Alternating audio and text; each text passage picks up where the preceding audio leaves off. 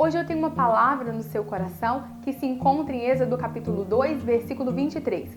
E aconteceu, depois de muitos dias, morrendo o rei do Egito, que os filhos de Israel suspiraram por causa da servidão e clamaram, e o seu clamor subiu a Deus por causa da sua servidão. O autor do texto sagrado começa esse versículo dizendo: e aconteceu que depois de muitos daqueles dias. A que dias o autor estava se referindo? A dias passados, obviamente. E que dias foram esses? Foram dias em que a família de Jacó chegou ao Egito numa situação desesperadora. Havia fome em toda a terra. E agora Deus escolhe o Egito para que seja o canal da providência de Deus para a família de Jacó. Ali agora eles teriam moradia, eles teriam comida, eles teriam abrigo, eles teriam a proteção de José, que era o governador. Aquele era o tempo e aquele era o propósito, porque tempo está atrelado às circunstâncias. Mas o tempo passou, e como o tempo passou, agora eles não eram mais só uma família no Egito, mas eles eram muitas famílias. O fruto de Jacó cresceu e se multiplicou. Eles haviam se tornado uma grande nação. Quando acontecem mudanças, quando o tempo nos trazem mudanças, é sinal que nós precisamos sair do lugar. É sinal que o Egito não nos cabe mais. É sinal que aquela circunstância não nos cabe mais, porque o tempo passou e o tempo traz mudanças. Quem sabe algum dos israelitas poderiam dizer assim: ah não, mas aqui no Egito está muito bom. Não estava bom, porque haviam morrido reis e agora o governador que não conhecia José e começou a oprimir o povo israelita. Ele oprimia com chicotes, ele oprimia com racionamento de comida e o povo sofria. O povo sofria porque eles tinham que trabalhar para satisfazer os desejos de Faraó. Eles tinham que trabalhar nas construções, eles eram escravos do Egito. Ora, o fruto de Jacó e a semente de Jacó não foi feito, não tinha um propósito divino de servir a Faraó, porque os frutos das nossas angústias não são para servir Faraó. Os frutos das nossas angústias não são para o Egito. O fruto das nossas angústias são para Deus. Estar no Egito era fruto de uma angústia. Que angústia era essa? Fome. Estar no Egito era fruto de uma angústia. Que angústia era essa? Tempo de escassez. Mas agora, aquele tempo de escassez trouxe uma semente nova, trouxe uma nação constituída. E era momento de sair, era momento de se deslocar. Quando nós crescemos, as nossas fronteiras tendem a se expandir e nós não podemos ficar no mesmo lugar, porque o Egito não mais nos comporta. E agora, o Egito que alimentava para fortalecer, alimentava com o intuito de criar um povo fraco.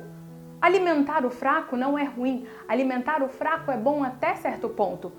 Quando Faraó deixava que o povo de Israel se alimentasse das sobras do campo, Faraó não estava fazendo isso por bondade, não. Ele estava fazendo isso para ter o domínio sobre aquela nação, para ter o domínio sobre aquele povo. Ele não estava fazendo isso por misericórdia. Veja bem, quando o fruto nascia na terra, quando a terra germinava e dava alimento no Egito, isso não era mérito de Faraó, isso sempre foi mérito de Deus. Mas Faraó se esquecia que se a terra produzia alimento, isso era fruto da misericórdia do próprio Deus do povo de Israel.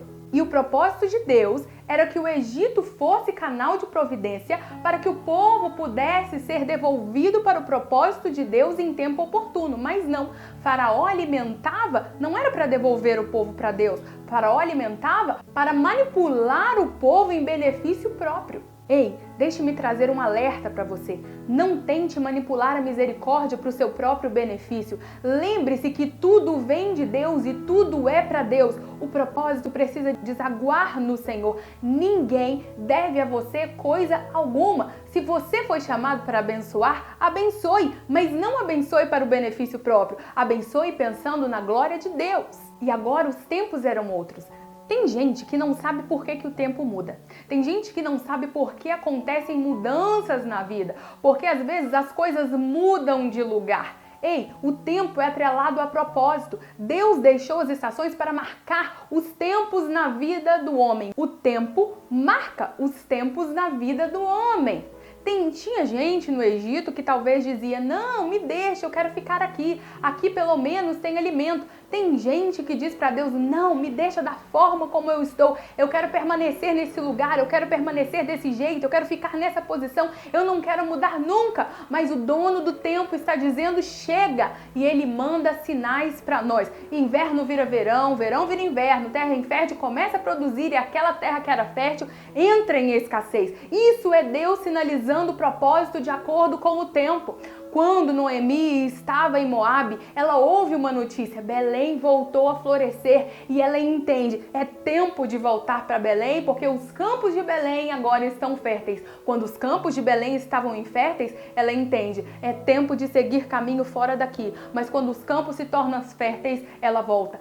Ouça e entenda os sinais de Deus, não queira se acomodar e dizer, não, eu vou ficar por aqui porque o Egito é melhor para mim, porque os frutos do Egito precisam servir para a glória de Deus no lugar que Deus quer e do jeito que Deus quer. E naquele momento, Deus queria que o povo estivesse fora dos portões do Egito, servindo ao Senhor lá no deserto, em outro tempo, para outro propósito. Deus está sinalizando com a mudança, Deus está sinalizando com a tragédia, Deus está sinalizando com novos nascimentos. Deus está sinalizando, eu tenho um propósito novo. Até quando você vai ficar no Egito?